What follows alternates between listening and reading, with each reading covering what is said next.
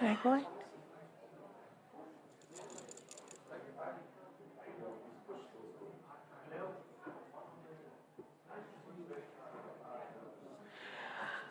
Hello and welcome everyone. Oh, can you check with the echo?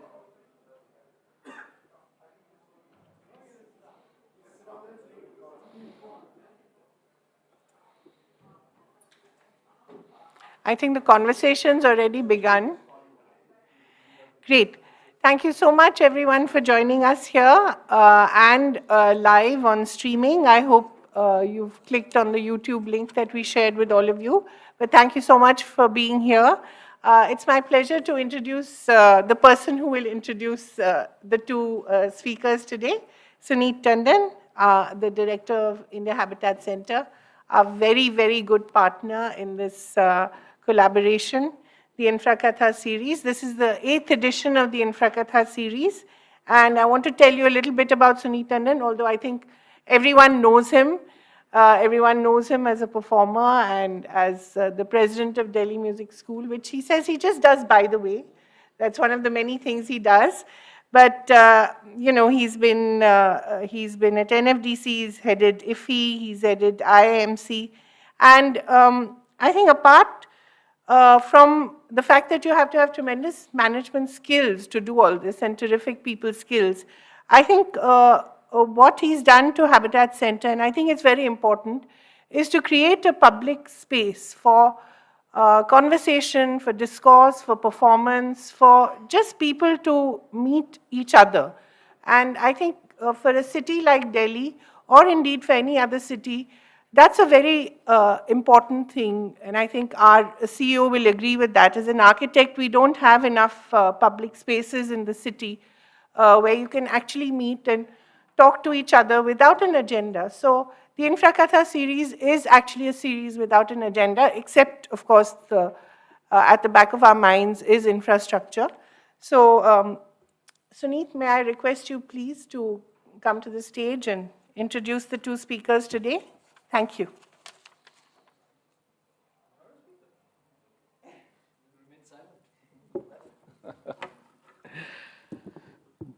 Thank you very much, Kaveri.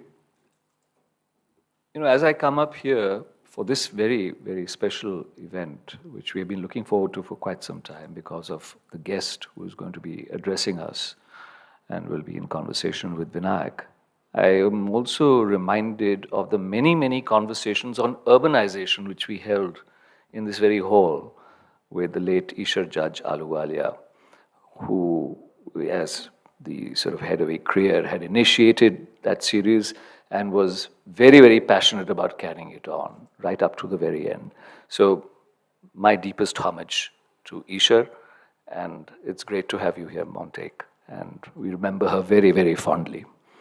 But today, we have Mr. Montek Singh Ahluwalia. It's, as one says, he needs no introduction, but I think it is important to just recount a few of the sort of highlights of any person who's going to speak, just to remind us of the tremendous achievements of the person we are going to be hearing shortly. He's had several important positions, including Special Secretary to the Indian Prime Minister, Commerce Secretary, Secretary Department of Economic Affairs, Finance Secretary. He was also a member of the Planning Commission and a member of the Economic Advisory Council to the Prime Minister.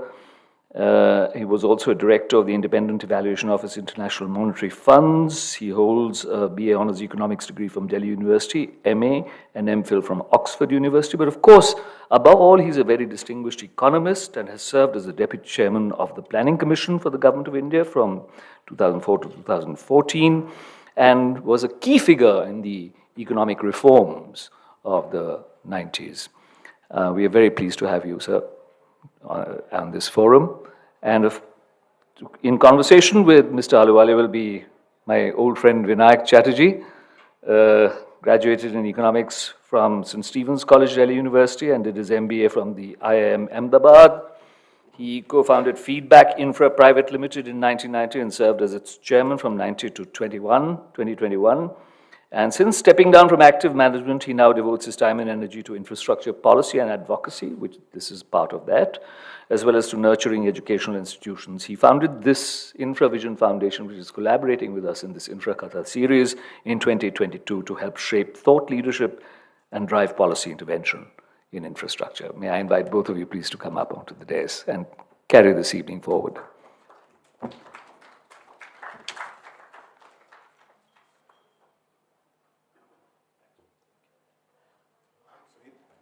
as always. I'm just going to stand up and do a little stage setting before I completely pass on the baton to Shri Montek Ahluwalia.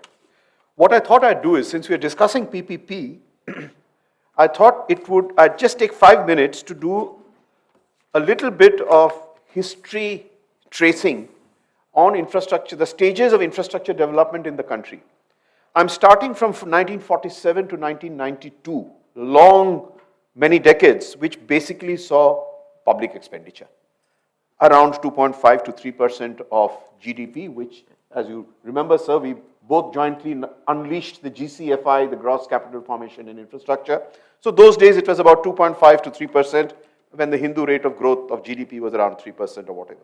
Then came the phase 1992 to 1997, which I'm calling phase 2 of India's infrastructure development series, which is the early stages of PPP. People don't remember that, but Spectrum's Kakinada and GVK's Jagrupadu power plants were 2 of the 8 fast-track projects approved by the government in 1992 under PPP mode. And also, India's first PPP toll road, people have forgotten, was a small 12-kilometer long Rao Pitampur road in Madhya Pradesh, developed by ILFS. And that created waves saying, by God, we have a 12-kilometer road that people pay toll on. That was news in 1992. 1997 to 2007, I'm calling the phase 3, which is the unleashing of PPP. And that 1997, to my mind, for infrastructure researchers and watchers, was a very interesting year. It saw a whole set of activities coming together. The most important was Rakesh Mohan's seminal report, the India Infrastructure Report, which fundamentally at its heart had the thesis that private capital should be used to build large swaths of infrastructure, followed quickly by setting up the Infrastructure Development Finance Corporation in 1997 by Mr. Chidambaram as Finance Minister, headquartered in Chennai, and the vision statement for IDFC that was announced in Parliament at that time was to lead private capital to infrastructure. That was the vision of IDFC. Forget the fact that it's a retail bank now.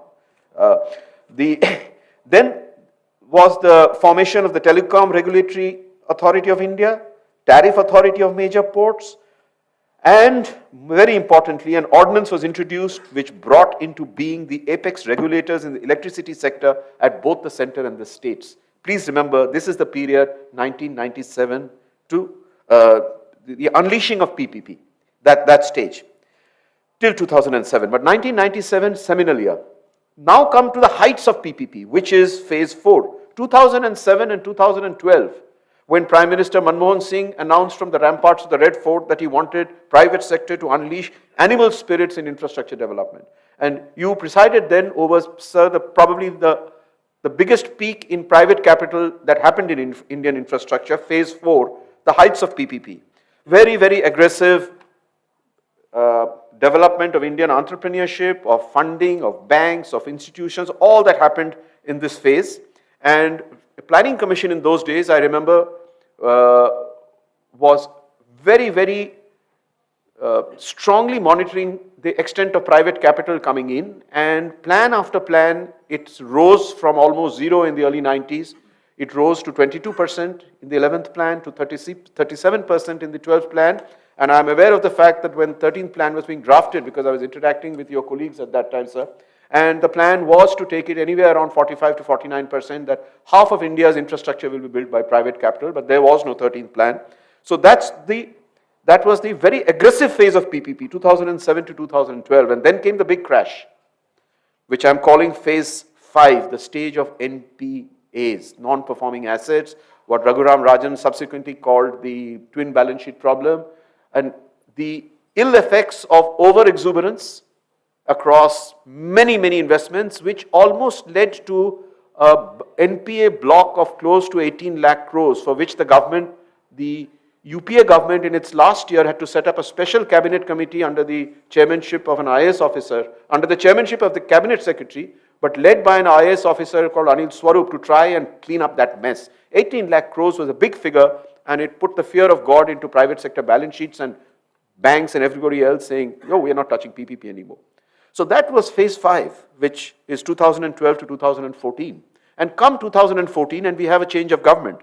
And that I'm calling phase 6. So the new government comes in 2014 and says, look, we have inherited all this, 18 lakh worth of NPAs, double twin balance sheet problem, nobody wanting to touch PPP. So what the hell, we are not going to waste time. We are going to now ignore private capital and we are going to build the country with EPC. So we have this phase of EPC from 2014 to 2020, where even I remember public fora, I remember at a CI meeting, Mr. Gadkari waved aside private capital and he said, we don't really need it anymore. I have enough budgetary allocation to complete the National Highway Development Program. And there was a general mood away from PPP. Then we come to phase 7, which is 2020 to 2023, which I call the monetization jugalbandi. So at one level, the government announced the National Investment Plan, NIP. That was, I suspect, the last document that came out when Atanu Chakravarti was Secretary of Finance, and the NIP was announced by the Finance Minister. And 1 year later, the National Monetization Plan was announced to say that while PPP is scared of coming into greenfield development, surely there's a lot of capital willing to come into brownfield operating assets, which was right, because the large pension funds, etc., all were keen to take up InvITs, REITs, and etc. So this phase of Jugalbandi happened in the phase 2020 to 2023. And as we speak now, and I'm just going to stop here and pass the baton to Montek, to say that in this phase we are living now, 2023 to 2024, there is again a lot of talk in the government about revival of PPP. And in the last budget speech, Madam Sitaraman actually had, after a long time, 3 paragraphs on PPP, which said we are setting up a separate cell under the Department of Economic Affairs to push PPP. And we know from friends in the World Bank that the World Bank was also asked to prepare a paper and advise the government on revival of PPP. So I thought I'd just do this little stage setting to say that we've gone through huge stages of learning. And these are 8 stages of development of Indian infrastructure. And I have many, many questions for Montek, and I'm sure we'd enjoy an open house also because people would want an interaction. But the first question I'm going to leave you with, sir, is that the fundamental principle of PPP in India and anywhere in the world was free public expenditure to develop areas where private capital would not come in: healthcare, education, nutrition, irrigation, etc. And wherever private capital could earn a return commensurate with the expectations of private capital, please open up these areas. And they were traditionally ports, airports, power, roads, where tolls could be collected, charges could be collected, user fees could be collected. And that was the fundamental economic thesis on which PPP rested. Question to you, sir, as a first of many other questions, is what happened to that? What happened to that political economic understanding which was the bedrock of PPP movements, not just in India, but across the developing world? Over to you, sir. Thanks very much, Vinayak, and thank you for, thank the organizers in general. This is an important subject. May I suggest to everyone, why don't you come into the middle section? Because, it's nice to pretend that we have a very crowded audience, and there's a lot of you, but it'd be nice if one can look at all of you at one go, rather than sort of sweeping one's eye across the screen.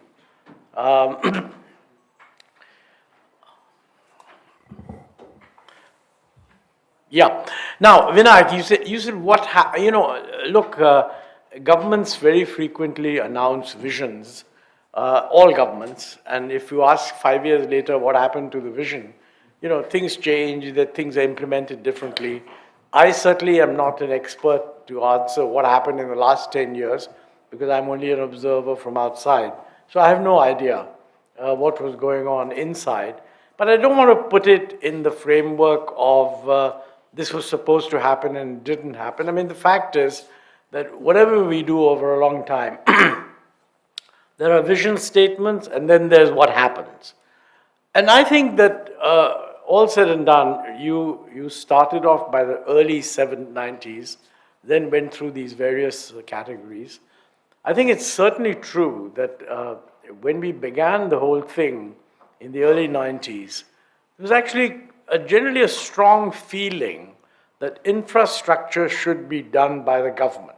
I remember when I was in the Prime Minister's office when Mr. Rajiv Gandhi was Prime Minister, I used to tell him that, look, should do more, give larger role to the private sector. And he was kind of willing to do that, but in his mind, infrastructure should remain public. I mean, that was the thinking. And that changed in 91. And I wouldn't, if you judge a change by whether it was seamlessly done, virtually all the changes we've made will come in for criticism. But there's no question that in this rather long period, things have changed. I mean, in the early 90s, people wouldn't believe that you could have an airport run by the private sector. When we started doing this, I remember the concept of minor port. The only ports that were private were minor ports. Every public sector ports were called major ports. And I pointed out that, look, 2 or 3 of these private ports are bigger than your so-called major ports. So don't call the private sector ports minor ports. So they said, okay, so we'll call them non-major ports. So we had major ports. Now you've got Mundra and all these huge ports. So I think things have changed in a messy way, but that's really the way all reforms in India have taken place.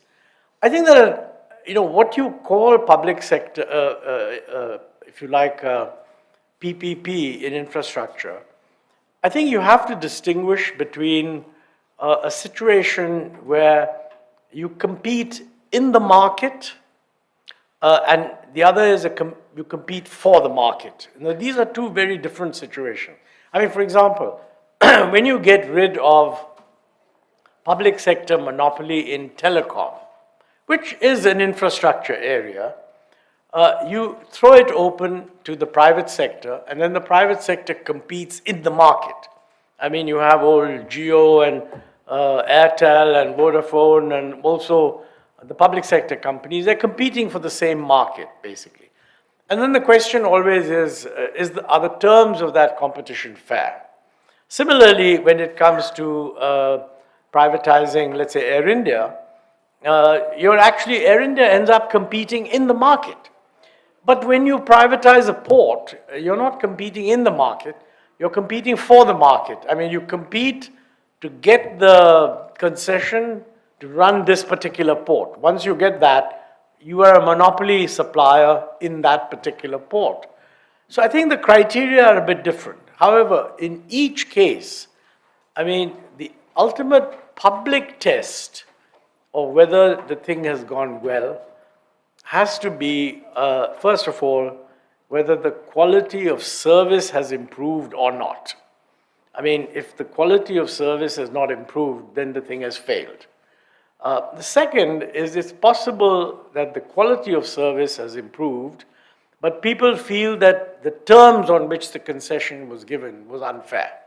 And actually, a lot of, I would say that if we look back, there is virtually no doubt whatsoever that the quality of service being given by the private sector fellows is better than the quality of service being given by the public sector fellows. By the way, the most shocking thing about that is that I would have thought that that's a classic case for privatizing hotels. I am not aware of a single person who says to me, there are 2 hotels there, and I'm going to go to the public sector hotel because I think it's better run. Never heard that before. There were cases when I was in government when we would invite foreign delegations and put them up in the Ashoka Hotel, and they would privately lobby that, look, we don't want to go there, and can we go to some other hotel? They wouldn't say the hotels are bad, they just didn't want to go to the Ashoka. So, and by the way, the Ashoka Hotel is still gloriously public sector. You've been running this outfit, this whole area, both from the public side and the PPP side. So you should explain to us why that's so. Look at certain other things, like take telecom. I mean, it's a no-brainer that the telecom service has improved hugely. You know, I used to argue with Sam Petroda that, look, we should privatize the telecom. He wasn't in favor. In fact, when Mr. Gandhi was not in favor of privatizing telecom, though he was a great believer in telecom, and he was the original exponent that telecom is a people's thing. It's not meant for rich people. But he believed that it'll be rolled out better by the public sector. But you know, if you look at during Sam's period, the real innovation was public call offices. That's what was privatized. You know, the Kirana store ran a phone company, and that was wonderful. But actual privatization only happened in '92 when the telecom system was opened up to the private sector.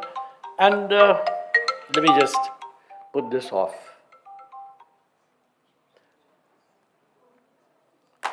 So I think, but in telecom, the great kind of controversy was the terms on which these guys were allowed to come in. And you know, all the 2G, and was it right to allocate at the same price? I won't go into all of that. But the fact of the matter is, it's during that period where if you judge by the end result was fantastic, okay? I would say that in ports also, the end result is very good. By and large in roads, it's been good, I think, and is continuing to be good. You know, one of the things I remember is that people said, yeah, all this automatic tolls and all, ye nahi chalega. India won't. First of all, they said tolls won't work. You'll have a revolution. How can you charge anybody for going on? And happily, they're doing it and paying oodles of money and nobody cares, right? Then the sort of automation of this toll thing, fast tags, all of this, it seems to have worked quite well. But the issue really is always, was the concession given on the right terms or not? And I think linked to that is the feeling that when the government emphasizes infrastructure and you get a private sector guy who's given this concession, it's his business to find the money. And they tend to go to the banks and ask the banks to lend huge amounts of money. And most of the banks didn't do due diligence on whether these guys are capable of running these shows or not, etc., etc. Some of these projects ran into difficulty. The big bank thing was not the PPPs. The big bank, what you might call it, NPAs, included just standard steel plants and things like this, which were just normal businesses to whom they overlent and which were going through cycles. Plus, of course, a lot of these power projects, which had a lot of environmental clearance problems. So, you know, I mean, it's the central question, which, having given this rather discursive response, just to give you an idea that there are many, many different angles. I think the central question that Vinayak asked me was that isn't it the case that the reason you do PPPs is that government has lots of things to do which only the government can do, and if something can be done better by the private sector, the government shouldn't touch it. I completely agree with that. It is, by the way, absolutely true, even today, that the government has a huge amount of things to do which it's not doing adequately. Health, education, R&D, I mean, and particularly when you look at the geostrategic changes taking place around us, I mean, it would be not unreasonable to say that we are competing with China. They're 5 times bigger than us, so on, but still we're trying to compete. Now, you know, it would also be reasonable to say, well, how much are they spending on research and how much are we spending on research?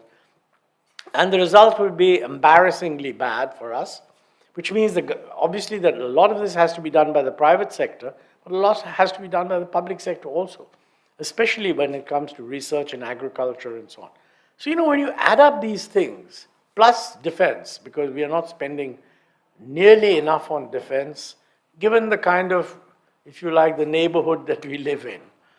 So if the government has to do all of these things, and the government has limits on its fiscal capabilities, they should undertake a very serious examination of whatever capital investment can be done by the private sector and stop doing it. And I don't think I don't know whether that is the policy, but it's a question we should ask. I mean, let me give you one area where there's been very little privatization, and I think there could have been a lot more, is railways.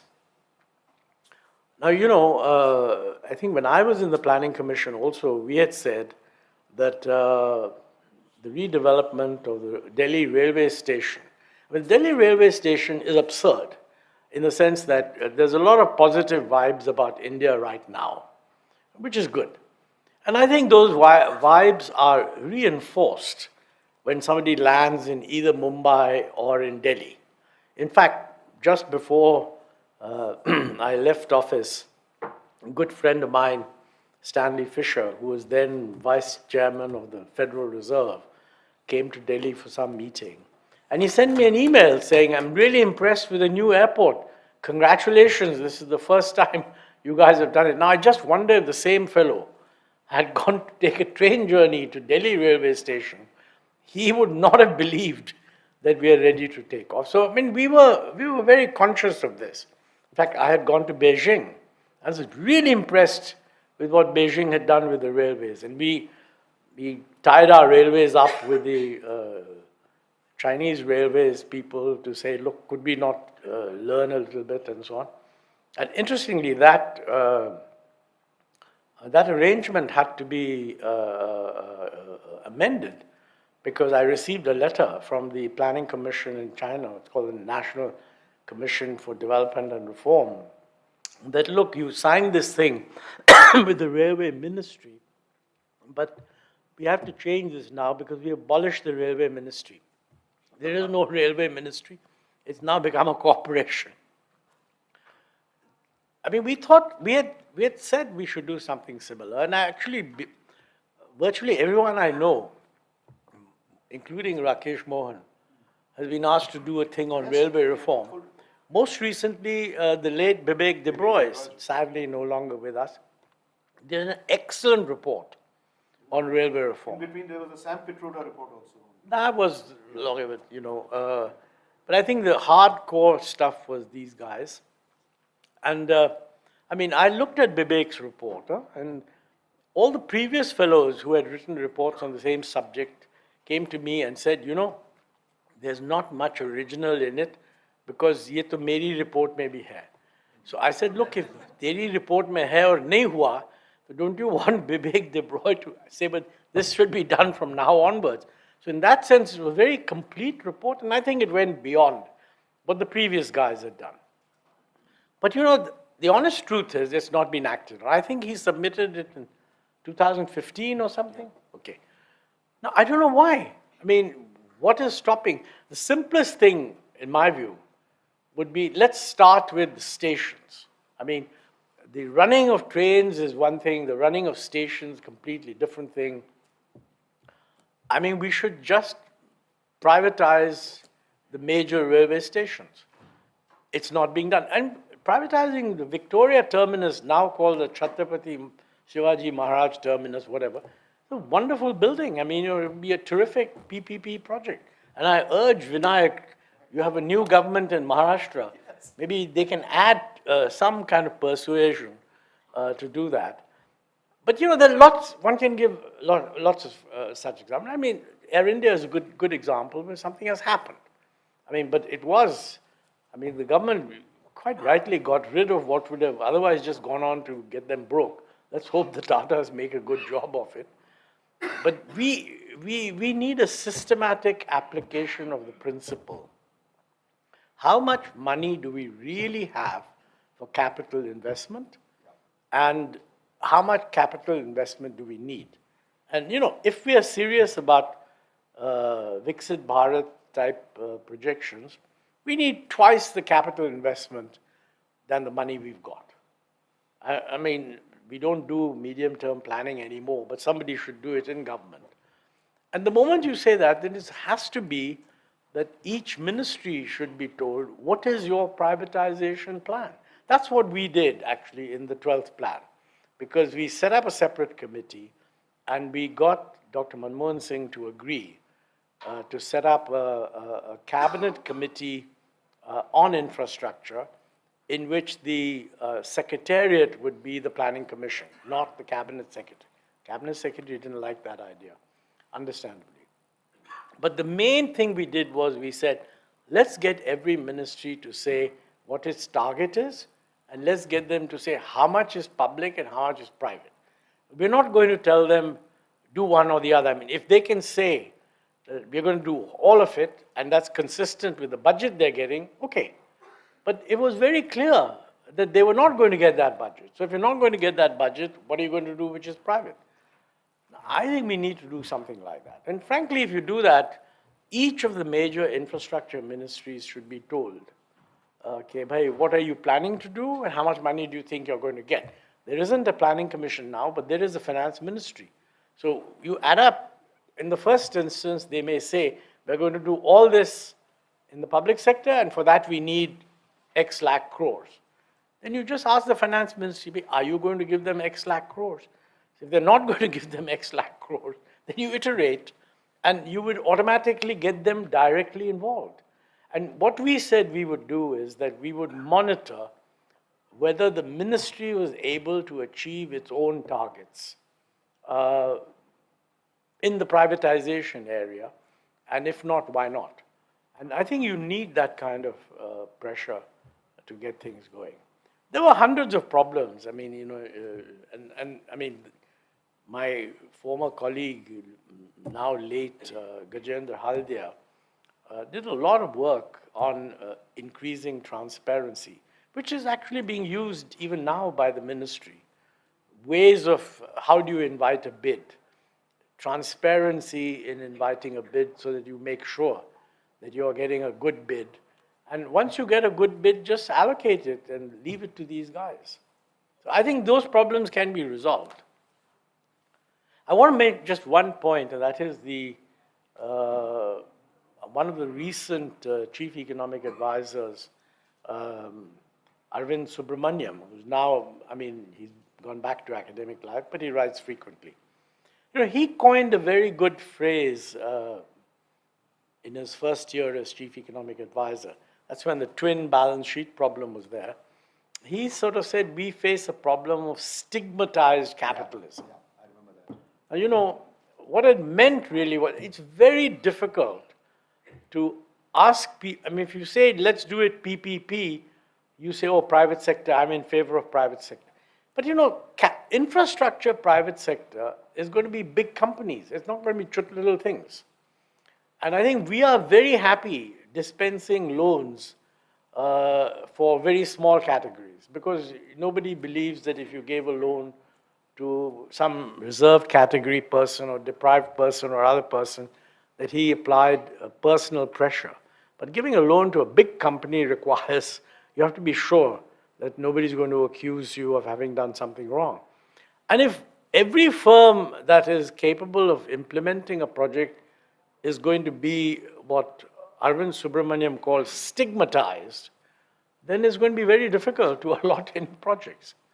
And I mean, that's not easily solved. It's a cultural thing. It depends on the social pressures, the system, and things of that kind. Unless you solve that, I don't think you can have PPP in infrastructure. Because big, serious infrastructure involves companies that are capable of mobilizing several thousand crores. And those are going to be big companies. So the way you allot the thing, I mean, Gajendra was invited by Kerala government when K. Chandrasekhar, who was cabinet secretary here and then went back to Kerala, became an advisor to the Kerala government. The Vizhinjam port has been hanging on for years and years and years. And it was a clear case where we needed to develop it as a port that would bring the major shipping lines to come. Otherwise, they were all going to Colombo, and then they were doing offloading into small boats, which would then go to India. And that was actually losing us what would otherwise be called cabotage traffic. Because in all countries, movements from one small port to another small port in the same country is usually sort of kept for the local shipping guys. But here, because it was from an international port, i.e. Colombo, they could use any foreign boat to bring it from Colombo to India. So there was a shipping group interest that, look, you set up a big port that can take big vessels, and then, you know, all shipping from there to Mundra, from there to Bombay, from there to Cochin, would all be done by Indian vessels. Very good case. They did this thing. It cost a lot of money. And the Kerala government didn't have any money, so they wanted to do it private sector.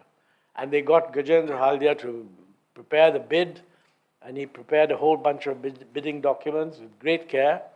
And of course, you know, what happened was that there was only one bidder, and that was Adani. So then the government of Kerala got very scared, thinking, how can we allot to one bidder? And I mean, Gajendra dragged out all the rules which said that, look, as long as it's a transparent bid and there's nothing wrong with the bid, there's nothing in government rules that prevents you from giving it to the sole bidder if the bidder is otherwise eligible, which he was. And therefore, Vizhingham Port is being done by Mr. Adani.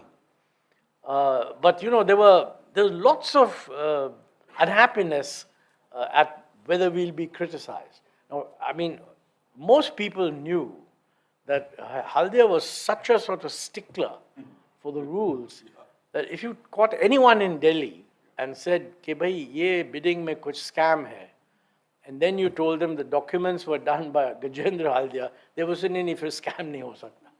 You know, because he had this reputation. He'd done a lot of work, and I haven't been. I'd like to go and see the port, actually. Have you been to Vizhingham? No, I haven't, but can be easily organized. So Yeah. We'll take you up on that. There you are, you see. I really would like to. It wasn't done, as it were, under my watch, because I had stepped down. And it wouldn't have come to me anyway. It was a sector, it's a state government port. But you know, not enough state governments are doing this. I mean, to my mind, for example, privatizing of the discoms is the biggest thing lying around. I mean, they're making humongous losses. And I mean, frankly, if we had state governments that were sufficiently dynamic to pursue PPP options, privatizing the discoms is a big one. I think some action is taking place. Chandigarh, I think, has just been privatized. The court has just cleared the winning bidder was CESC, Sanjeev Goenka. He won the bid, it was handed over to him. The engineers of Chandigarh went on a 48-hour strike, the city went into blackout, matter went to court, and the court has now just said, hand it over to the winning bidder. Good, very good. No, because, you know, I mean, personally, I've been saying this to Punjab government guys, that look, you don't have to do it for the whole state. I mean, a state like Maharashtra, for example, Bombay is private, the Bombay Electric Company.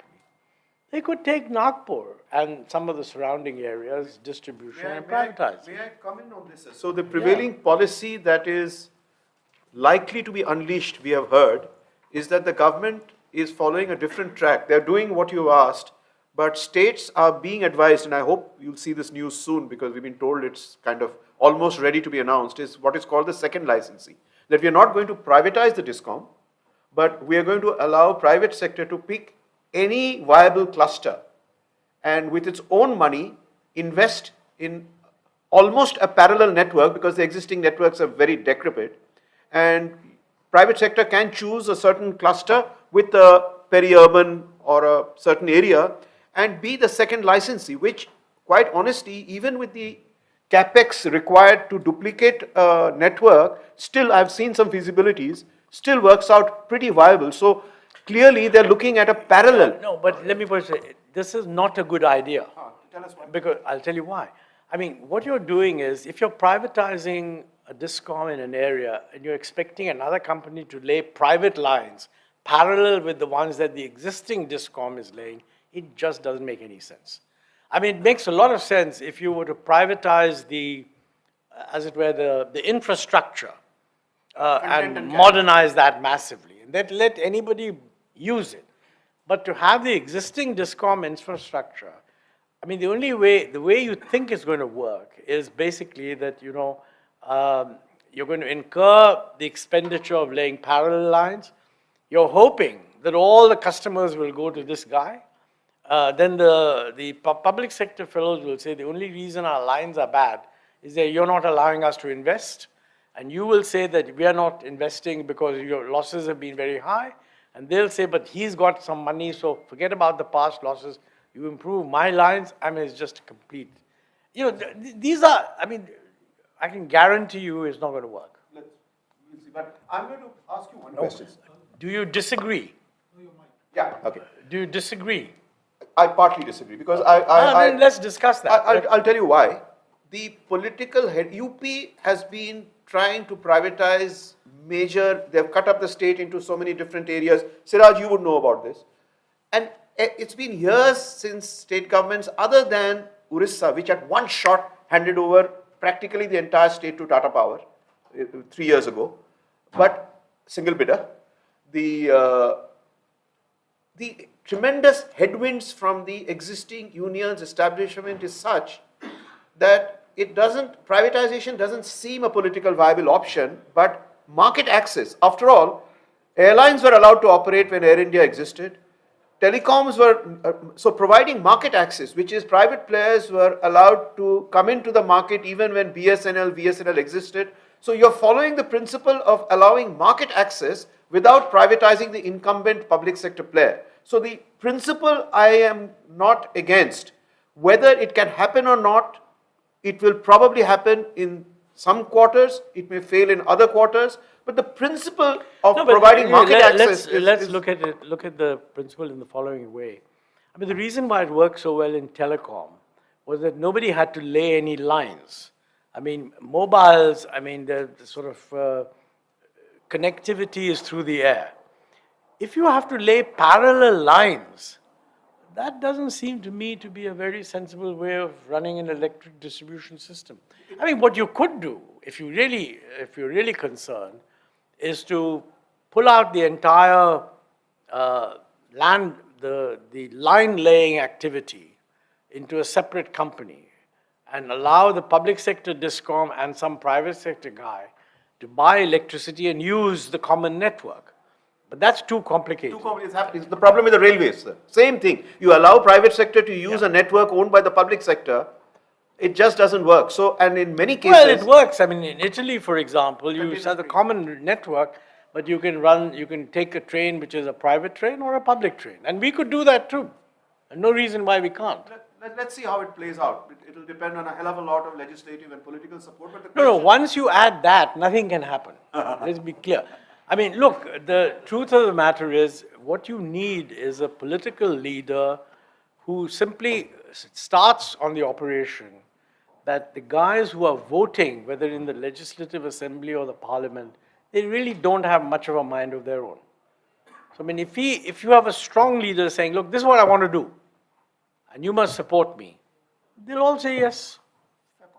I mean, you know, otherwise, I mean, frankly, it becomes non-functional otherwise. So I want to pick up another very, very strong conceptual point, very relevant to us now, is that let's say from 97 onwards till 2024, we've had many lessons learned in PPP, which is largely in what one would call core infrastructure. Roads, power, ports, airports, and throw in telecom there also. Now, lessons have been learned about various models, model concession agreements as done by Gajendra, hybrid annuity, BOT, BOOT, you name it. We have played around with all kinds of models, and the fact that so much capital has come in and is operating today, I think vindicates that PPP can be made to work. Forget the cycles of ups and downs. The question really is, with this history behind us and the original point that can more private capital be encouraged to come into areas where it can earn a return, can this learning of PPP in core infrastructure, is it now ready for translation into areas which are not seeing capital come in from budgetary outlays, health, education, nutrition, irrigation, agricultural infrastructure? Can't we now actually switch focus away from core, which has reached a level of maturity, and move to what one would call social and agri-infrastructure with very robust PPP models? But that doesn't seem to be in anybody's consciousness. No, I mean, look, in principle, it's more difficult when it comes to, it's most difficult when it comes to health. But I would have thought in education, it's not that difficult. You know, elsewhere in the world, they do have things like charter schools. I mean, you take a public sector school and you let a bunch of private people who want to run schools run the school on the understanding that either the fees will be fixed at whatever relevant level, or, and we did try this, Gajendra worked on that for Punjab, that, you know, 50% of the students would be on a fixed fee basis, and the other 50% would be on a variable fee. And the guys would provide whatever the infrastructure. But the most important thing is that they would actually hire the teachers. And of course, there's very strong resistance from the teachers who are currently civil servants. And I mean, since they also man the election booths, they're a very powerful group that nobody wants to annoy. But, you know, frankly, everybody says we're not spending enough money on education. And I think that's true. Most of this money has to be spent by state governments, not by the center, primary schools and all the state government subject. But certainly, if you look at central universities, you could, I mean, if the central government wanted, they could introduce PPPs in central universities. That would give an example. And today what is happening is that a hell of a lot of private universities are coming up. If you look at what students want to do, I mean, it's certainly true that the IITs and the top maybe 4 or 5 national universities have a special appeal. But otherwise, the new private universities are attracting students. And in terms of resources, I mean, we're not resourcing our universities the way they need to be. And therefore, that's something worth experimenting with. So I'm now going to ask you a question which is going to be a little uncomfortable for you, but I think it will make for a very interesting discussion. Very dangerous sort of introduction. Yeah. Okay. So it goes like this. One of the criticisms leveled against the period of massive PPP, which much of it happened under your watch and Gajendra and other people, in those days, Mr. Chidambaram in the finance ministry and IDFC and all of that, was that you unleashed a program nationally for attracting private capital into infrastructure without full cognizance of the institutional capacity to make it work. Let me explain that a little bit. You put all the model concession agreements, the contracts, etc., were unleashed in a business framework that did not have the institutional capacity of independent regulation, formats for transparent renegotiation, capacity in the lending institutions to be able to hugely determine the nuances of infrastructure legislation, and most importantly, the fact that government itself was the biggest impediment in terms of environment clearances, making land available, etc., etc. So the institutional capacity was neglected, but the urge to get the country going in a positive sense, to unleash formats to get private capital in, was unleashed with far more energy than was devoted to building the institutional capacity required to make that money work. So, your response to that? No, of course, you know, let's put it this way. On the whole, I'm of the view that you should push a system. If you start saying, let's not do anything until everything is done, please be satisfied with the same per capita income for the next 10 years, okay? Therefore, I mean, this is the old argument in development economics, that is balanced growth a good thing or not? And lots of well-known economists said the essence of development is create the pressures of imbalance, push a system, because the system will respond. It won't do it very fast, maybe it will create a bit of problems, but once you face the problem, something will happen. I'm firmly of the view that that's the right thing to do. Now, when you say, did we do enough to develop the institutions? I certainly couldn't have. I mean, you know, because it's really, you can't sort of be pushing something and then telling people this is what you should do. You rely on the system as a whole responding. So that's the short answer. Yes, there was imbalance, but that was not a surprise to me. But let's look at the individual things. See, one, capacity of lending institutions. Now, you know, when these road projects were done, for each road project, we had a kind of what we thought was an appropriate capital investment, okay? And that was there because we were saying that if we are going to give if you like, an implicit subsidy, you're going to bid for what subsidy do you want, subject to a maximum of 25% of the estimated capital cost, okay? And that is why that estimated capital cost was there. A lot of people told us in the private sector that, Saab, your estimated capital costs and all, I mean, government estimates and all are not very accurate, it costs more, blah, blah, blah. And of course, in government, you know, estimated capital costs don't matter because you just exceed them anyway. So nobody seriously looks at a capital cost as a budget constraint. Because they say they're used to 3-4 years later, they'll say inflation ho gayi, ye ho gaya, wo ho gaya, revise kar do. Those are valid grounds. But best we could, we did an estimation, we even put in a little bit of extra amount. Then Gajendra discovered that after we had given, the bidding took place, the subsidies were contained by the capital cost because you only get 25% of the approved capital cost, so we were quite happy. But then these fellows would go to the banks, and then they would get loans for the project. And the loans would very often be much higher than the estimated capital cost. Now, this was not our business to pursue, but Gajendra, being a smart, shrewd guy, he brought this to my attention. Okay, this is going on, and I suspect that all this money is being borrowed from the banks and salted away. I mean, Gold plating. Gold plating. that's a polite way of saying it, you know. Gold plating implies that you're building a capital asset which is actually worth the cost, the money you're spending. Salting away means you're saying that's what you're doing, but actually you're not even spending it on that. Okay. So I said to Gajendra, look, as Deputy Chairman of the Planning Commission, I can't be pronouncing definitively on this, but you raised a valid point. Why don't you prepare a note and we'll send it to the Finance Ministry and to the Reserve Bank? So he did a detailed note, all this stuff, and it was sent, both to the Finance Secretary and to the Reserve Bank.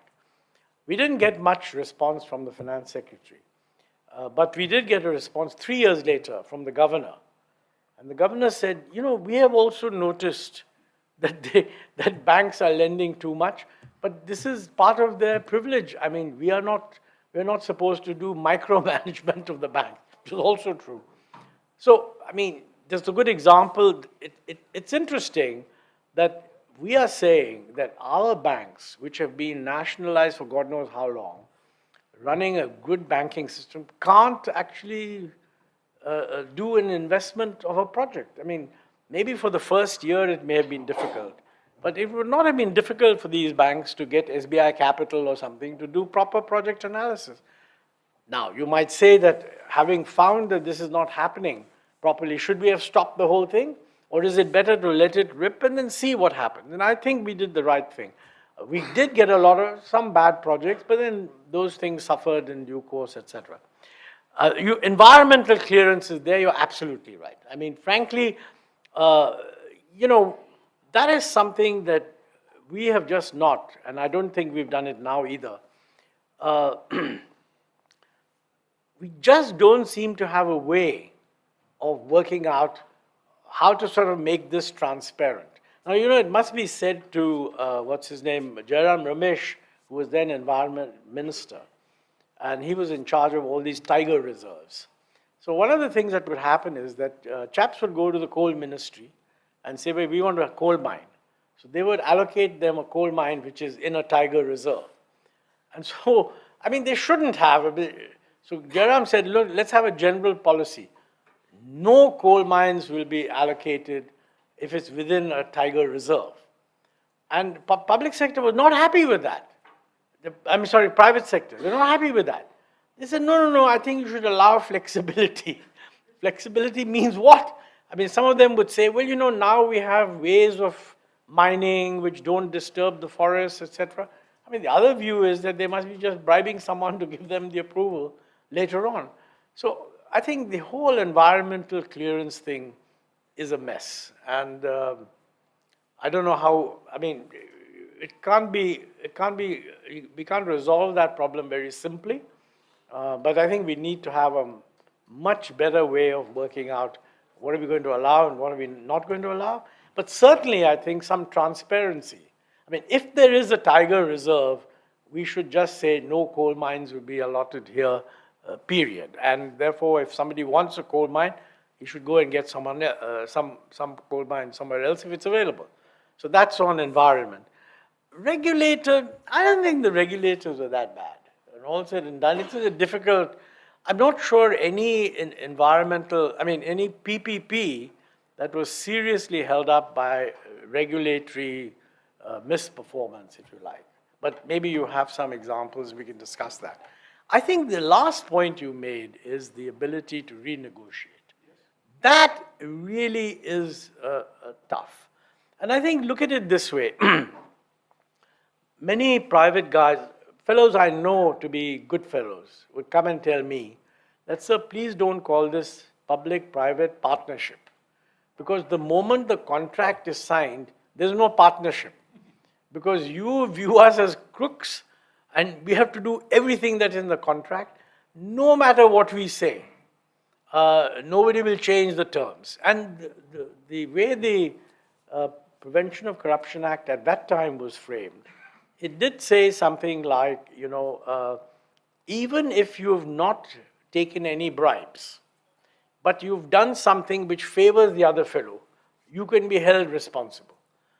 Now, you know, for us, I think the trouble is a civil servant is always, I mean, he runs a very asymmetric risk because he has to clear 100 projects.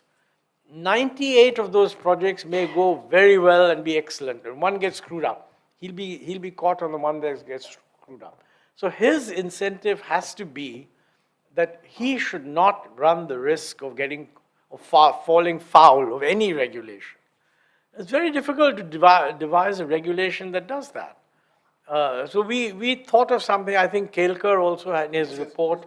You know, but there the argument is always, there's usually an argument that you have let it be decided by a committee which includes a retired judge and a retired cabinet secretary or something. Now, the fact of the matter is, no executive power has gone to such people. But if it did, then they would be just as liable to the charge. And remember, if this is referred to you through a process where the ministry has documented for hundreds of wrong reasons that this is totally wrong, it's very difficult to think that an arbitration group would actually concede that it's right. I think I don't have an answer to this problem, but it's a very serious problem. You know, the only way it can be taken care of, I think, is if the critical decision making is simply left to the political system and not to the civil servants. That way the civil servants can set up a small cabinet subcommittee or something, and you say that, look, this is the issue, these are the pros, these are the cons, committee may take a view, and let them decide. But of course, I don't think they'd be happy with that either, because in a political system where everybody can be accused, then immediately the direction will be, who were the guys on that committee and why did they do what they did? So I think we have a problem. So now that you have so happily acceded to my raising uncomfortable points, I'm going to raise one more. Across the conversation with you and with anybody on PPP, anybody, including you, the name Gajendra Haldia will crop up. I have personally I work very closely with him, as you know, and I also stuck my neck out to do an article in Business Standard called Who's Afraid of Gajendra Haldia. Deep respect for him, and may he rest in peace, because his attention to detail, his knowledge, and his steadfastness against many, many other kind of forces was outstanding. However, there's a criticism leveled against you that, and many other, particularly amongst the IAS officer brethren, and some intellectual infrastructure thinkers institutionally, that the wall that Gajendra Haldia built around you with himself did not allow other thoughts and ideas to permeate to you, and that Gajendra Haldia effectively stalled widespread debate and discussion, one because of what was perceived as his own intellectual arrogance, and secondly, because by and large there was this perception that you would listen to what Gajendra Haldia said. So there was this contradiction that at one level there was this huge respect for the guy, and at the other level there was this fact that he completely controlled the discourse on PPP and infrastructure development, and that you didn't listen to others. Now, what is? I mean, look. First of all, you will never be impartial about a criticism about yourself, and since I'm sufficiently far from it, I'd be quite happy to be told, you goofed. Let me say that it's not true that the opposing views didn't come to me. They invariably did. And I must say that technically, Gajendra was almost never in the wrong. I must tell you that on many occasions, I told ministers that, look, he's the representative of the Planning Commission in a committee chaired by the secretary. If everybody disagrees with him, just record that. Gajendra was very insistent that you can overrule me, but please record my views. I'm afraid we are running a system in which senior civil servants in such a committee, basically they're not happy overruling someone because they feel कि अरे यार गजेंद्र अगर ये तुम सब लिख दोगे तो हमें problem आ जाएगी. So he said, sir, what do you want me to do? I'm not holding it up. And even I told certain ministers that please tell your secretaries that if they're satisfied, overrule Gajendra Haldia. And I even said, I promise I won't raise it in cabinet. Okay, but I was a special invitee. The only time this actually worked was in the railways where Gajendra helped to devise the Marora and the other diesel and electric engine project. He had made a large number of, I thought, extremely valid points, and the railways were absolutely opposed to all of them. So I said to Gajendra, look, we have to compromise. So I'm going to ask the Prime Minister to set up a committee under Chidambaram. And the railway guy can come, and I will come, and you won't be speaking. But I'm going to concede some of those points in the interest of getting on with the job, and maybe he'll concede some to me. And Chidambaram will preside over the whole thing. And Gajendra came along to brief me. And that's exactly what happened. Now, some of the points were very simple. Like, for example, you are proposing a system where if you exceed the time set for the delivery, we are going to impose a penalty. Okay, that's very good. Gajendra said that, look, we should also have a system where if you do it faster, you'll get a reward. They said no.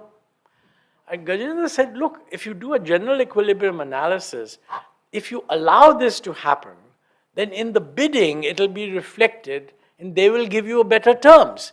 If you deny them all these upsides, you'll get worse terms. So it's not as if you're losing. But nobody in the railways was willing to make a concession.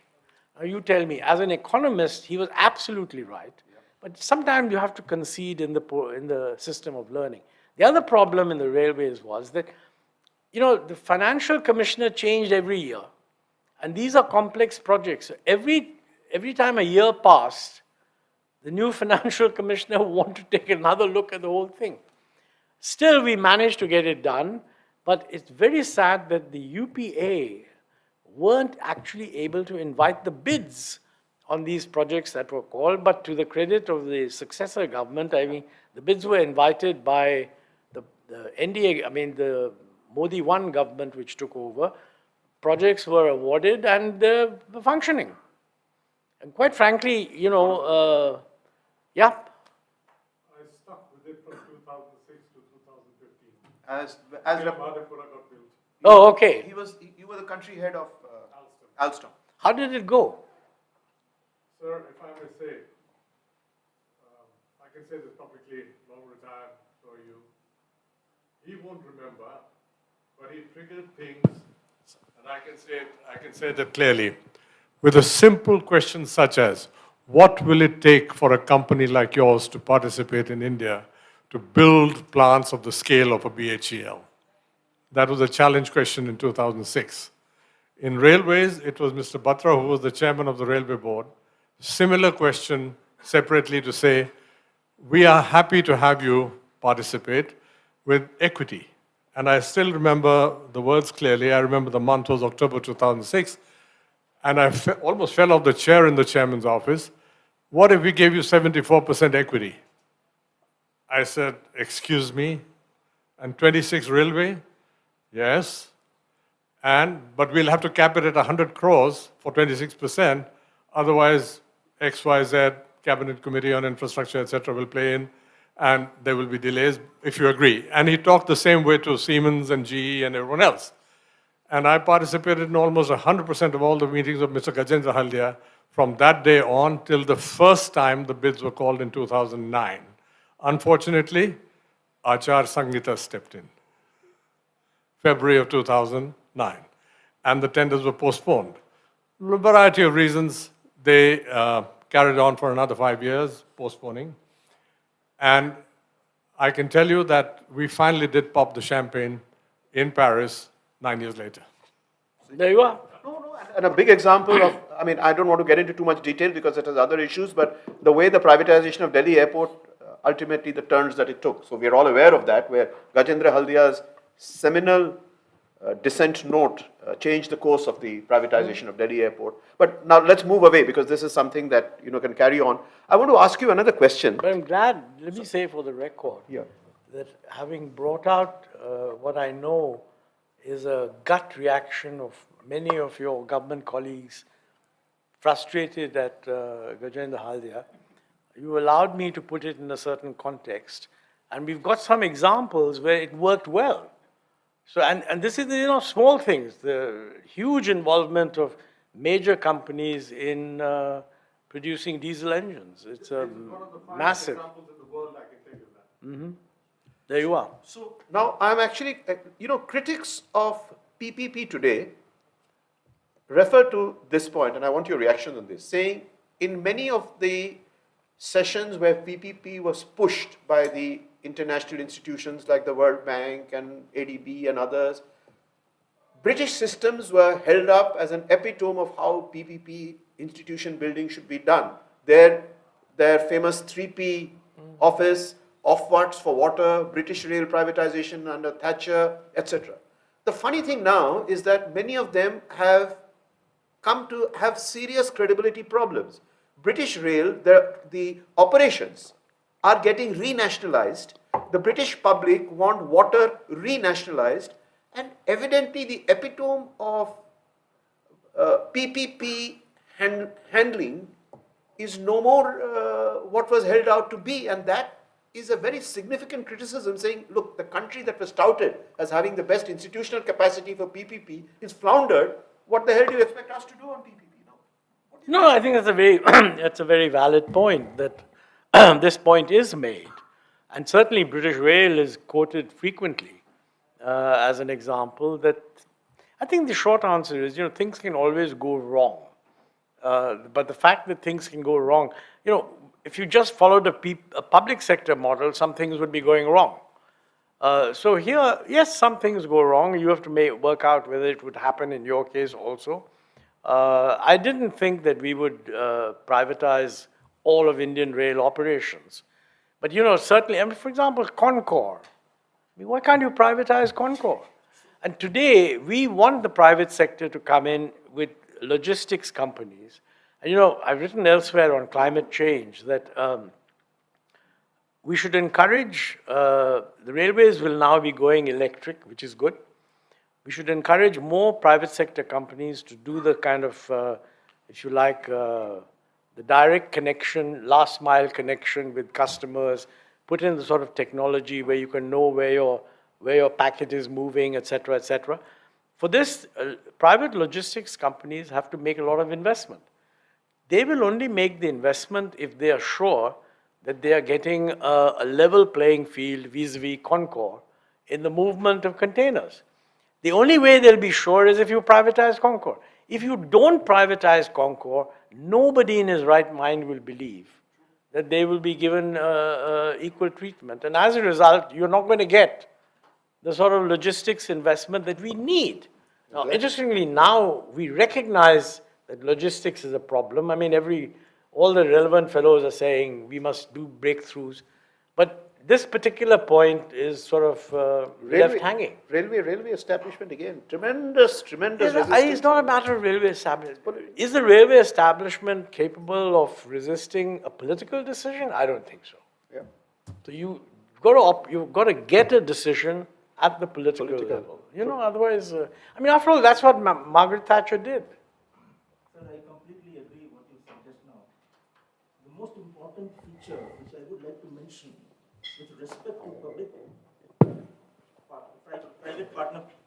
public-private and partnership, the arena to which we are discussing, this was discussed Will by you introduce Professor. yourself so people know? I'm Umesh Prasad Singh, an associate member of the Indian Institute of Public Administration. Okay.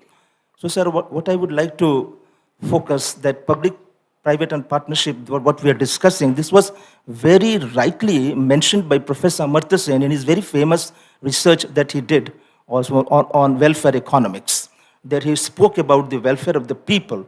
The way we are discussing, we need to harmonize and the holistic approach. That is the most important thing which we should take up for the welfare of the people.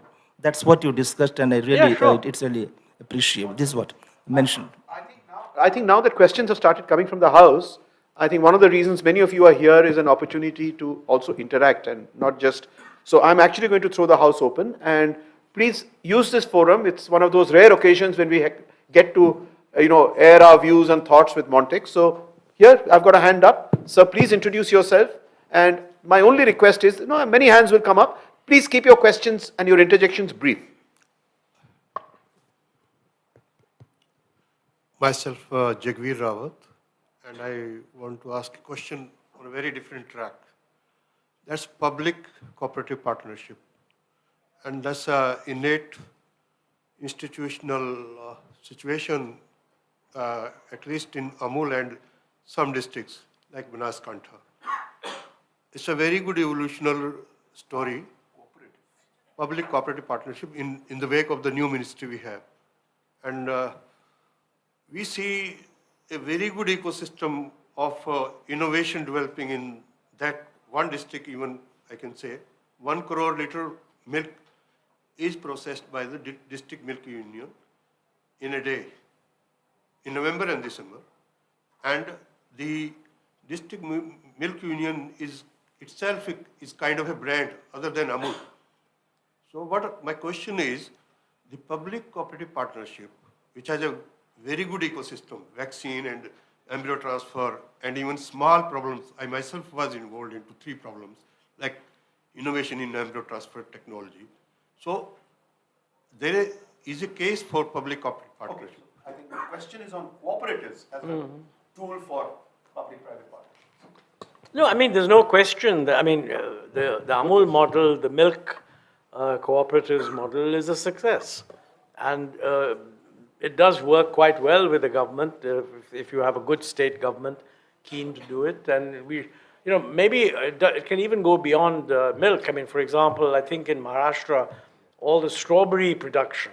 The key to this thing is either cooperatives or, farmer-producer organizations. The suspicion of cooperatives is that they get politically captured. Farmer-producer organizations don't. So if you want to call it generally FPOs, I mean, we should be able to make a lot of progress in many areas. Yeah. The FPOs 2002, 2013, 2x. But the best use cases are only from National Dairy Development Services. Yes. Use the mic. The FPOs which were formed on the Amul model, they went from 500 crore to 2,000 crore. The rest, which were following other format, National Dairy Development Services itself is a consultancy organization. That follows the same ecosystem as Amul's ecosystem. Rest is failing. Okay. I think we'll go on to the, if you can pass the mic to the gentleman here. I'm Srinath, sir. It's a semi-personal question you can answer at the end. I've seen you contributing so much to the 1991 liberalization, and after that, next 25 years, me growing you, watching in the remote corner of Andhra Pradesh. This personal question is, can we see you contributing more to the Vikshit Bharat in your life going forward? No, I didn't get that, right? So the question he has is that you made such seminal contributions in your time, his expectation is that you in some way you continue to do so. That's his more Well, I a mean, wish and a question. let's put it this way. First of all, thank you for saying these very nice things. You know, at my age, it's nice to hear that. I'm not sure that, I don't think I have as long as I have reasonable health and I'm around, I do plan to keep kind of focusing on these issues. What I want to do, quite honestly, is to write a different kind of book, not the sort of thing that deals with all this complex stuff, but something that will make younger people realize what is it that's going to be relevant for them. And I personally think, and this is something I kind of got a bit from my wife also, because she dealt with the urban situation, which was a complete mess, probably still is. But she found that when she went around the country, there were lots and lots of little examples which seemed to be working very well. And she wrote a series of articles. This is not research, but kind of good journalism, which she published under the title Postcards of Change, which I thought was quite good. And it made you, this is the truth about India, that, you take any issue and you will find that there are individual examples that will tell you that the sky's the limit. But then you average it out and I'm afraid it's not good.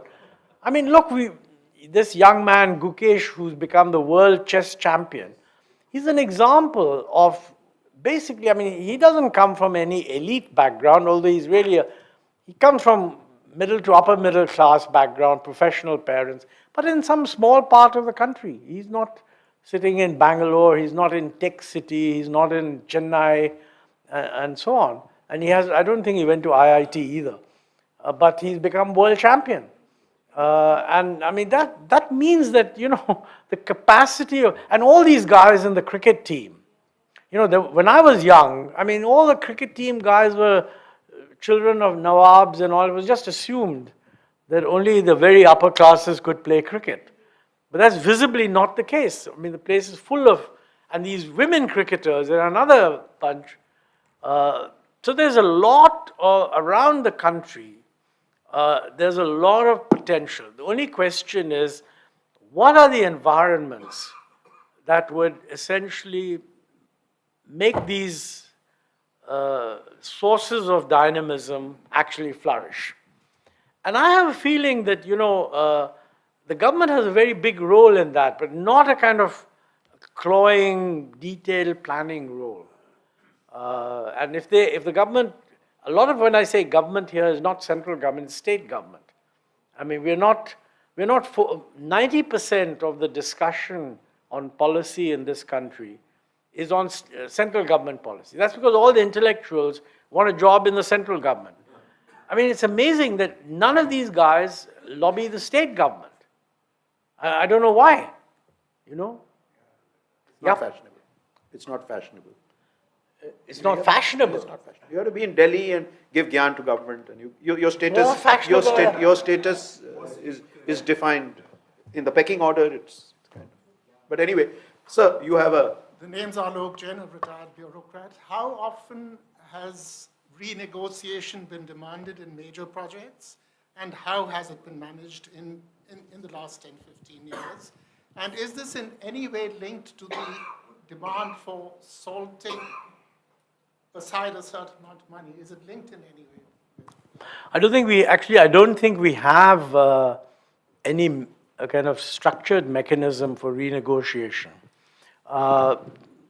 When Gajendra Haldia was sort of working on this, one can always identify a string of external circumstances which may justify renegotiation. For example, you link something to world prices, how much are world prices going to increase, etc. You can do that.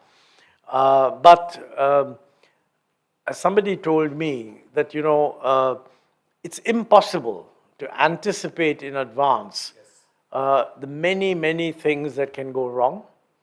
And many of the things that go wrong just require an executive decision. I mean, look, if you were, I don't know, Mr. Mukesh Ambani or Mr. Adani or Mr. Tata or whoever, Chandrasekharan now, and you were setting up some power plant somewhere, and you were to call back and say, something has happened, unexpected, a bridge has collapsed or something else has happened, so it's going to be delayed. And you have to either condone that delay or you have to sort of do something in order to enable me to compensate and so on. In any company, I mean, they would just do it. In the government, there is no one who's authorized to do that. There was a recent case a couple of years ago of the CRC conceding a higher tariff, was it to Reliance and Adani, because of increase in imported coal. Ultra mega. But this was done by the CRC and not a change in the contract. Wasn't that, by the way, shot down later on by a court? No, not that I. Yeah, okay, well, that's good if they're doing that kind of. But maybe one of the problems, I mean, I'll give you an example of where things go wrong, okay? I forget now in detail, but there was a power project, okay? And the power project, built into that power project, was a condition that any change of law, the adverse effect on the producer will have to be compensated. Sound quite good. Now, this project involved getting coal from their own mine in Indonesia and bringing it into India, okay? So I'm aware of this one, sir. Yep. So the funny thing in this contract, which is the ultra mega, the imported Indonesian coal, Yeah. where royalty was suddenly imposed on by Indonesia, and that threw the economics out of gear. The contract said, very funnily, now this goes back to the lawyers, the contract had a force majeure clause for change of law in India, and the contract did not have a clause for force majeure change of law abroad. And the Supreme Court then held up the sanctity of the law and the contract. That was Supreme Court's view on the matter. Then it went back to CERC. Subsequently, many state governments who were buyers of power because they needed the power, then increased the rates. But it was a very complex legal contractual issue, which then Supreme Court said that our job is to uphold the sanctity of a signed contract. And it didn't say force majeure internationally. It said force majeure in Indian laws. Yeah, sure. No, I mean, but this is, in other words, the change was agreed to at a certain level, shut down by the court system. But, you could say, by the way, I mean, a good lawyer on the other side would say that, listen, these guys had access to the best lawyers. So this is not a case where somebody wrote the contract in the back of his envelope. So if they said change in Indian law, they must have meant change in Indian law. That meant that change in the Indonesian law is not covered, period. So you take the risk. I mean, it's a good, I'm glad you raised, I don't know whether this is exactly the case you had in mind, but. It is. Well, but then what you said CERC did, but the court shut it down. I could be wrong there, but the CRC did agree. CERC agreed, the states objected. The buyer states objected. CERC was actually keen to pass the tariff through. Look, I think but we'll have a separate chat on that, otherwise. We have a legal system where, for example, you enter into an agreement for arbitration, let's say, okay? You can easily get out of that by simply alleging corruption. If a contract is entered into, I mean, I'm not referring to a specific case, if a contract is entered into which involves some protection from a state government, okay? And the guy concerned sort of comes up and saying, look, these circumstances now triggered. And if the state government is willing to say, to argue that, look, there was fraud in the signing of this contract, they don't actually have to prove the fraud. The mere allegation of fraud basically means that now you can't go for arbitration because arbitration won't cover a situation where an allegation of fraud is made.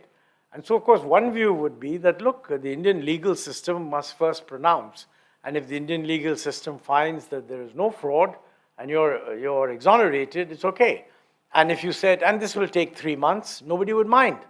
But consult any lawyer. If any international company were to ask the question that if there's an allegation of fraud, how long would the Indian legal system take? 10 years. So, you know, from the investor's point of view, and by the way, we have introduced in our BITs recently, I don't know whether this was Chidambaram or subsequently, we've said that, look, we are not prepared for investor-state disputes in arbitration to take place unless you first completely exhaust the provisions under Indian law. Now, on the face of it, all it says is that, look, it's covered by Indian law. Don't go to arbitration unless you completed the Indian legal process. But if the Indian legal process is going to take 10 to 15 years, what is the signal the investor gets? He said, forget it. I mean, I'm not really interested. So, and the problem is these are not dealt, I mean, the power ministry may well be aware of it. But this requires pretty high level decision making in the government where somebody has to say that, look, what is it that we want? You've seen what's happening, for example, in these FTA agreements. We did something, now the Swiss have gone and done something else. Now our chaps are saying, hey, this is going to affect me. So, you know, I think we need to recognize that these are all interconnected. I mean, we can't simultaneously expect to bring in a hell of a lot of foreign investment in critical areas. Now remember, in some of these PLI things, if you are going to cover 50% of the capital cost, and the state is going to cover 20% of the capital cost, then the only capital cost that they have at stake is 30%. It's your stake, okay? And secondly, they control all the IPR. They'll come. Because if you muck that project up, you're just mucking yourself up big time. I mean, because you spent all this money and you want to get some results out of it. But if it's a regular kind of project where a person is putting in money, expecting to get a return, etc., most foreign investors want to be assured that contract enforcement is good. May I comment on that, sir, on one point, and this is a very important discussion we are having. To answer your question numerically, sir, I once had, and I'm happy to say, had this discussion with Gajendra Haldia, where I took a World Bank report to him, which said statistically that a review of PPP projects all over the world revealed that 70% of PPP contracts were renegotiated in the first 5 years of their life. That's as serious a problem as Montek rightly said, that it is impossible in a PPP contract for any sane man or a lawyer or a businessman to envisage all possible scenarios and outline remedial action. So you do get a black swan event from the side which nobody can predict, and therefore there must be a renegotiation which is transparent and fair. But I mean, we can keep discussing this point. The other important point for India is, and I recently investigated this because this was brought to me by Param Iyer, who is now India's representative in the World Bank. Interestingly, we are all familiar with World Bank, IFC and MIGA, the Multilateral Investment Guarantee, as arms of the World Bank. But most of us in India are not aware of another institution the World Bank has called ICSID, which is the International Council for Settlement of International Disputes. 158 member countries of the World Bank are signatories to ICSID, and India isn't. Ask me why, and we'll discuss that outside the room, because the Indian bureaucracy is afraid of a whole lot of stuff that we have done with retrospective legislation and not being caught on the wrong foot, etc. So it's, as India is growing, and you're asking foreign... You can't do this outside the room. No, we'll do it inside the room. No, inside the room. No, so inside the room. Our system, our political bureaucratic system is afraid that many decisions that we take which are questionable, Vodafone tax case, for example, or Cairn Energy, if it had gone to ICSID, the government may have lost. So there is this fear of signing up. But as Montek said, you're in a state now where you're asking for foreign direct investment in large chunks. More importantly, Indian investors are investing abroad in fairly large chunks of capital.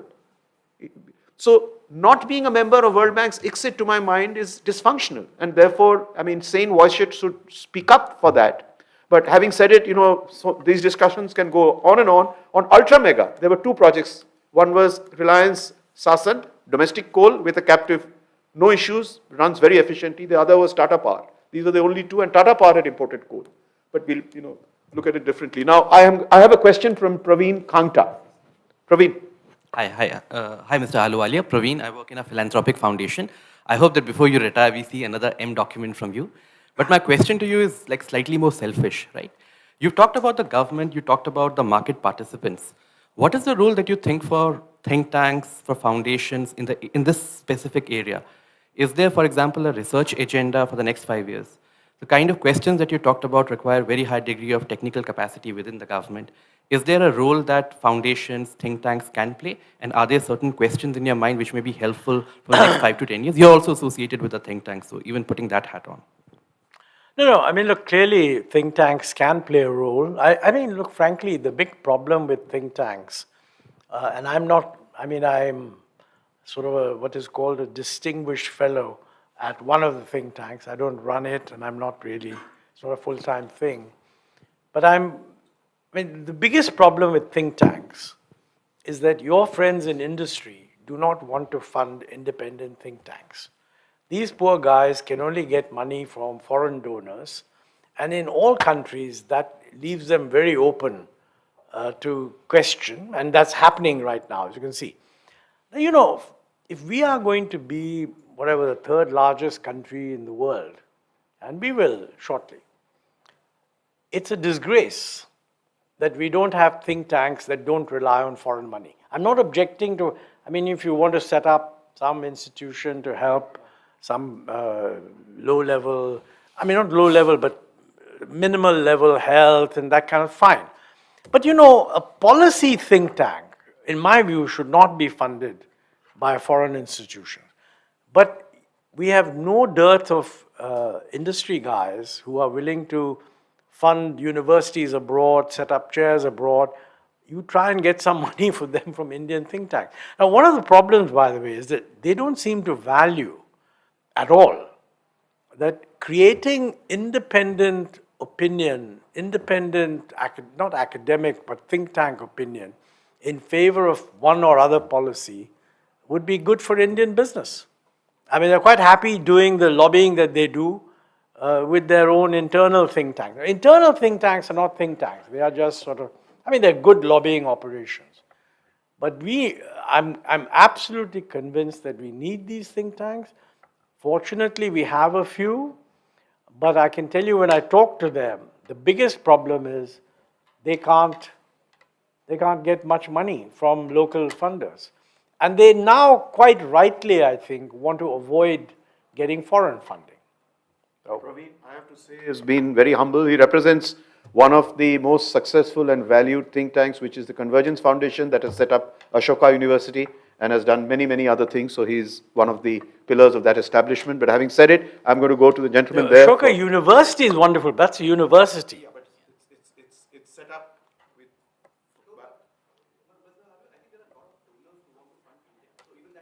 Sorry?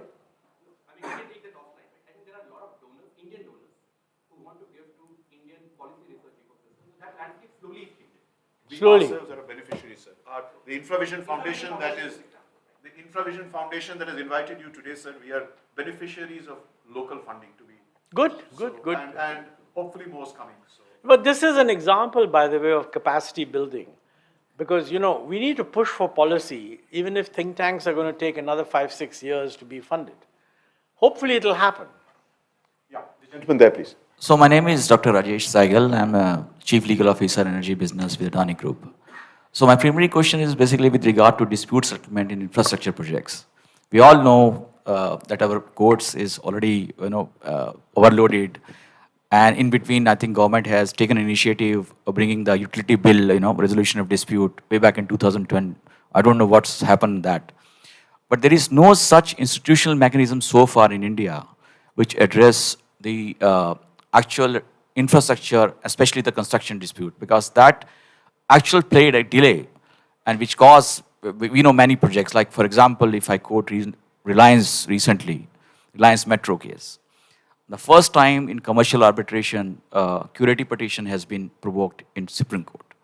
I don't know, I mean, who has that sense of judgment that commercial arbitration or curative petition in commercial matters has been invoked? But it's really shook the investment confidence altogether. Coming to bilateral investment treaty, everybody knows that once they are coming to India, how much the system is well equipped with handle infrastructure projects. So I think there should be some institutional mechanism where only infrastructure disputes can be addressed with a capacity building where the people who actually understand the infrastructure can address that issues. That if you're going to run a private sector system, which we are, and if you're also going to have foreign investors coming in, which we do need, then high quality contract dispute resolution has to be top of the bill. Yep. Now, it's massively ignored in government. Most of the legal training, some of the IAS officers do get legal training, but a lot of that is dealing with law and order kind of problems. I mean, contract stuff is very complex stuff. And the other thing is that, with the way technology is changing, you can see that in the United States, that if you're going to get digitalization, AI, tech firms, I mean, this is going to change much faster than anybody is able to understand. And we need some guys advising the government on how to conduct the various international negotiations. He mentioned, for example, that we are not a member of something or the other. Now, one of the problems here is that I think we had the right approach initially, that the way to go is multilateral trade negotiations. But the way the system has worked, people have lost faith in them. At least the big guys have lost faith in them, okay? So we are faced with a situation where they have written off the multilateral trading system. Some of them blame us also, because their view is that we like multilateral trading because it doesn't require you to do a deal, because it requires consensus. So therefore you can hold up anything by just not agreeing.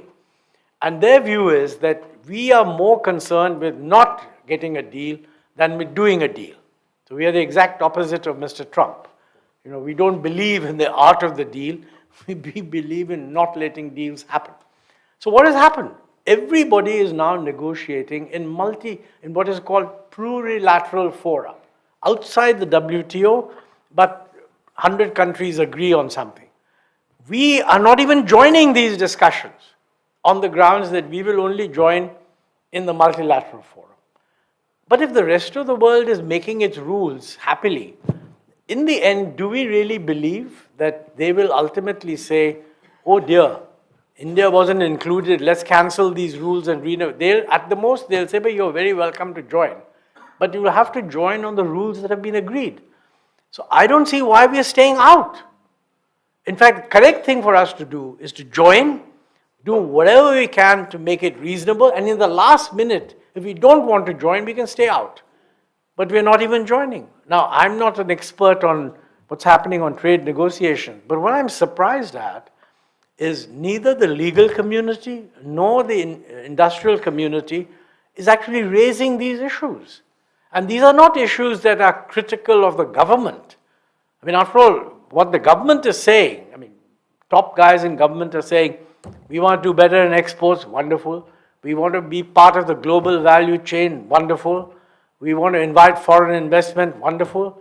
Somebody should say that if you want to do all these things, this is what you should do.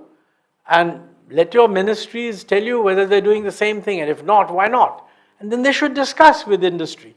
I don't find industry engaged in it at all. And I think you need, if some of you guys are either from industry or relate to industry, I think you need to get them, it's in their interest really, and it's not happening.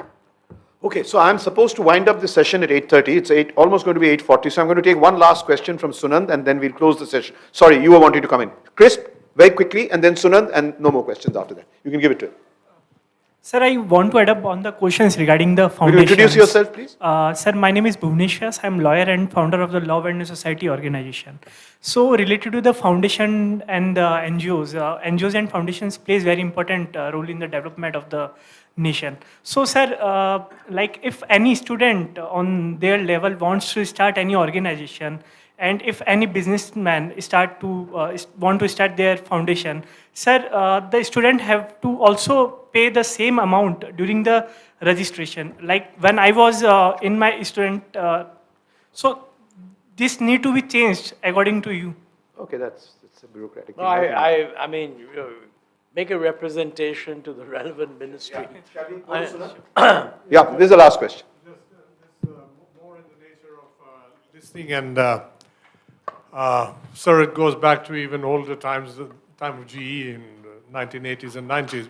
The thing we discovered in all this 40 years of doing it, institutional memory and the person across the table from the government facing us and the upgradation of knowledge of that person rather than us. I mean, we were always constant. The opposing person was revolving door.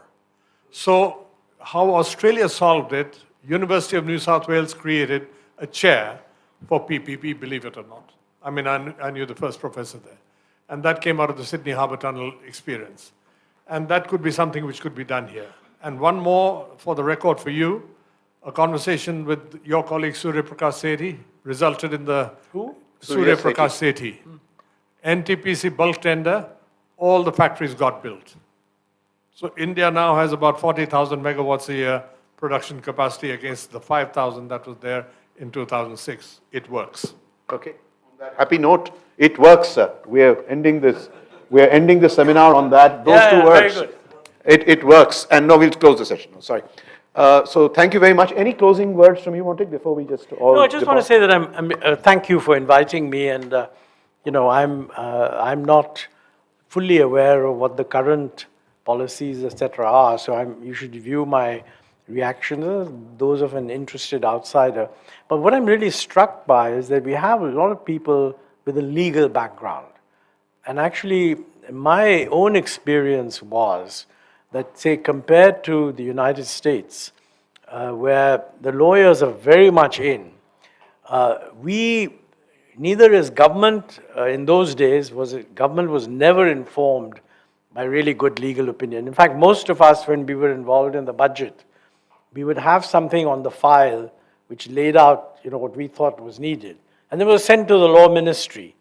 And nobody actually sat down and said, have they done what you want?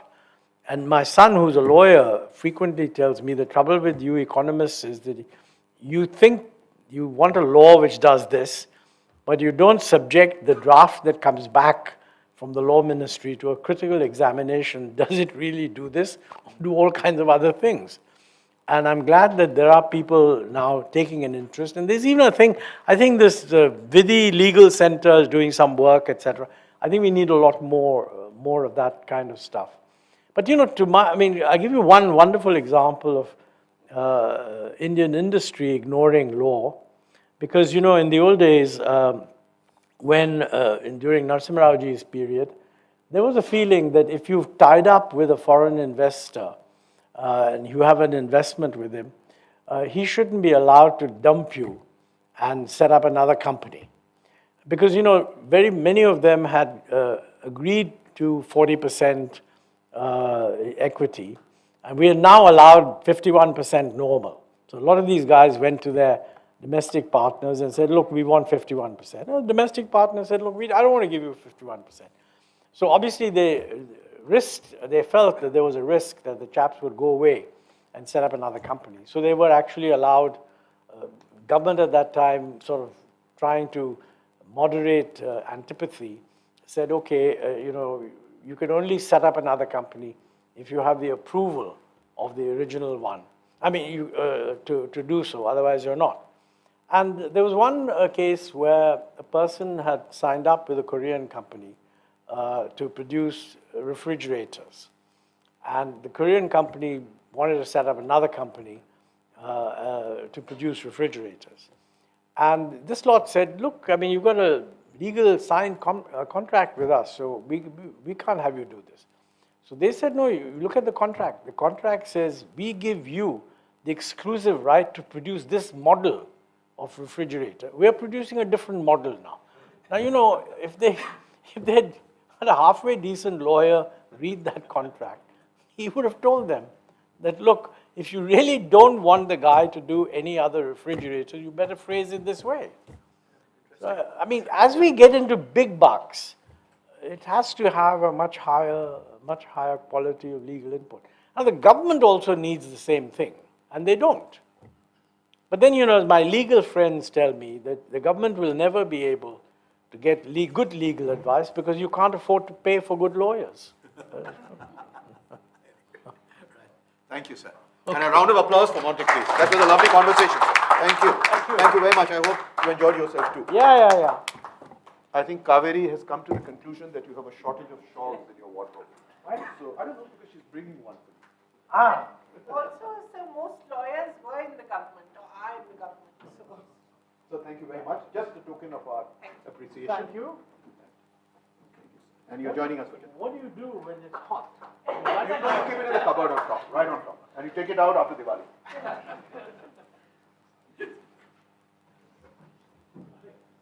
Good to see you. Good to see you. Hi, good to see you. Good to see you. Within 2 hours, we're going to see you. Wow,